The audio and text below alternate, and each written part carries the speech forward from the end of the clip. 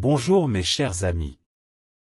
Laissez-moi vous inviter à un voyage dans le monde des mots et de leur puissante résonance. Parfois, une parole peut transformer l'essence même d'une situation. Écoutez attentivement cette histoire, car elle nous rappelle que, dans notre quête de vérité, il n'est pas seulement question de ce que nous disons, mais de la manière dont nous le disons. Il était une fois un roi qui, une nuit, fit un rêve étrange et perturbant. Une vision qui bouleversa son esprit et sema en lui un profond malaise. Mais comment interpréter ce rêve qui semblait lui annoncer des événements inquiétants? La réponse à cette question allait changer le cours de sa journée. Et ainsi commence l'histoire que je m'apprête à partager avec vous. Vous découvrirez que parfois, derrière une même réalité, c'est l'art de la parole qui fait toute la différence. Il était une fois un roi qui, au cours d'un rêve troublant, vit toutes ses dents tomber une à une devant ses yeux. Déconcerté par cette vision singulière, il décida de consulter un interprète pour en comprendre le sens. L'homme, après avoir écouté le récit du roi, déclara avec une froideur désarmante, « Tous vos proches mourront sous vos yeux. » Ces paroles brutales, assénées sans ménagement, plongèrent le roi dans une colère noire.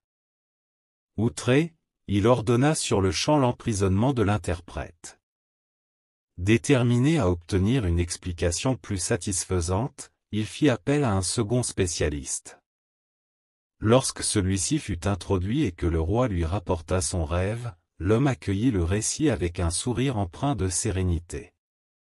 S'exprimant avec respect et tact, il répondit, « Votre Majesté, votre vision est porteuse de bonnes nouvelles, elle signifie que vous jouirez d'une vie plus longue que celle de tous les membres de votre famille. » Ces mots, soigneusement choisis, apaisèrent le roi.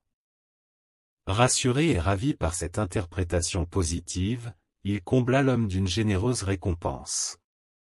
Bien que les deux explications soient identiques dans leur essence, la perte des proches du roi impliquant qu'ils leur survivraient tous, elles divergeaient profondément dans leur formulation.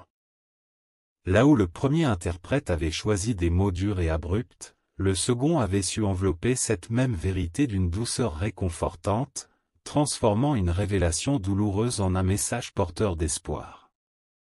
Cette histoire illustre avec éclat l'importance de la manière dont nous exprimons nos pensées.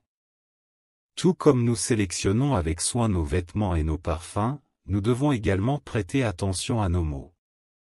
Ils possèdent une élégance propre et un parfum subtil, capable, s'ils sont bien choisis, d'adoucir les vérités les plus difficiles à entendre.